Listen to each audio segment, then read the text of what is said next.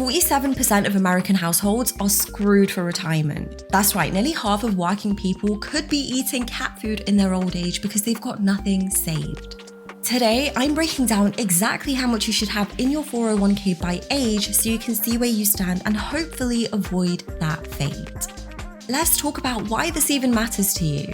Knowing what others have saved in their 401k at different ages can show you if you're keeping pace or falling behind.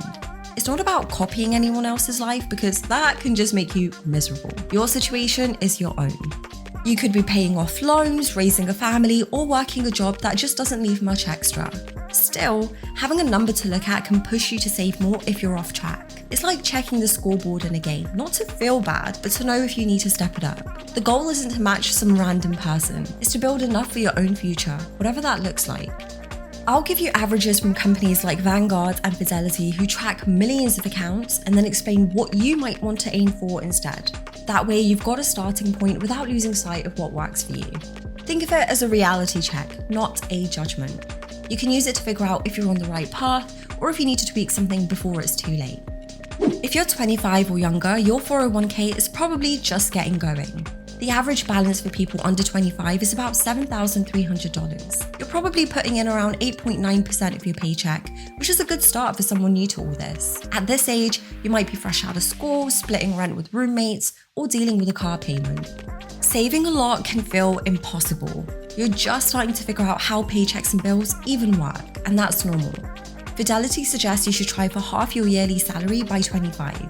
If you make $55,000, that's $27,500. Most people aren't close to that, and it is not a big deal. You've got decades ahead, and that's your biggest advantage. Compound interest is what makes this work. It's when your money earns money, and then that money earns more. Start with something small like $50 a month, and it adds up. If you put in $50 a month from age 22 with a 7% return after 3% inflation, you could have over $1 million by 65. That's not a promise, just what the numbers show over 40 years. It's slow at first, but it does snowball later. If your employer matches what you put in, always take it. It's extra cash you didn't earn any other way. The point is to begin now, even if it's not much, because the habit will carry you further than you think. Even $20 a week gets you in the game, and that's something you can build on. If you're between 25 and 34, your 401k should start to grow more. The average balance is about $34,850. People here are contributing about 11% of their income, which means they're taking it seriously. Fidelity says you should have 1 year's salary saved by 30.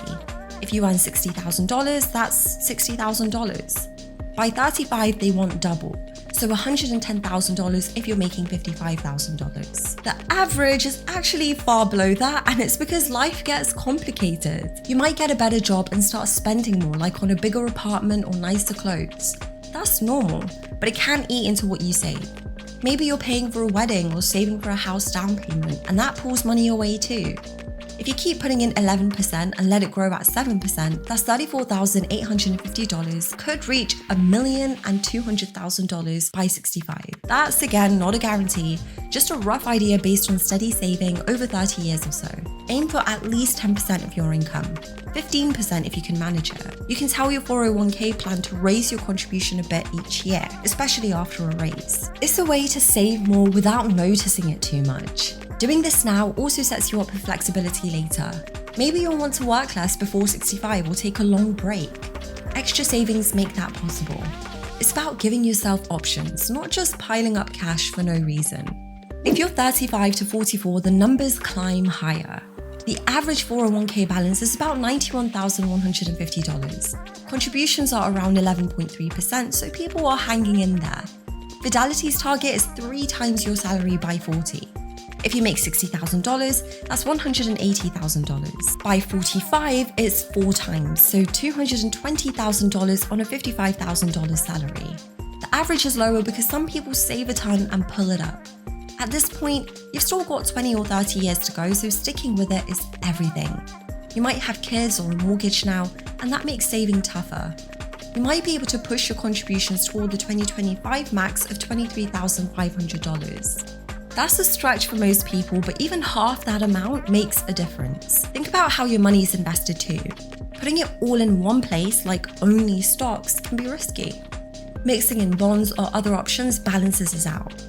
You don't need to understand every detail, just look at it once a year to make sure it's not too wild. You've got time, but you need to keep the effort steady to close any gaps. And if you're behind, don't panic. Small increases now can still add up over decades. When you're 45 to 54, you're probably earning the most you ever will. The average 401k balance is about $176,000. People are saving 11.9%, which is solid. Fidelity wants 6 times your salary by 50, like $360,000 if you earn $60,000, and 7 times by 55, so $385,000 on $55,000. Most people aren't hitting the average, and that's because it takes real focus. This is your chance to make big moves. If you're 50 or older in 2025, you can add $7,500 extra, bringing your limit to $31,000. That's a lot, and it's there to help you catch up if you're behind. Before you pour everything into your 401k, clear out any credit card debt. Those 25% interest rates hurt worse than missing a few bucks in savings. If your job matches your contribution, take it anyway, because it's a free game. Use the free budgeting app to see where your money goes each month. You might find that you're spending $100 on things you don't need, like extra subscriptions or takeout. Move that to your 401k instead. You are in your prime earning years, so this is when you can really build something. It's about using that bigger paycheck to close the gap if you're not where you want to be. If you're 55 to 64, retirement is not far off.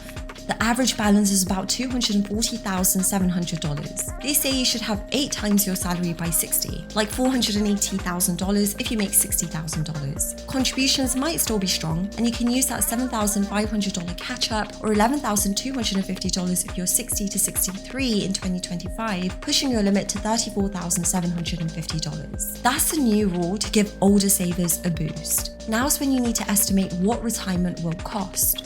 Write down basics like rent or mortgage, groceries, and insurance. Then add in doctor visits or a hobby you want to pick up. Compare that total to your 401k. If it's short, you've got options. Living somewhere less expensive or picking up part-time work can stretch your savings. Start moving some investments to safer choices like bonds to protect what you've got. A market drop could hurt more now than it would have 20 years ago. You're close, so keep refining your plan.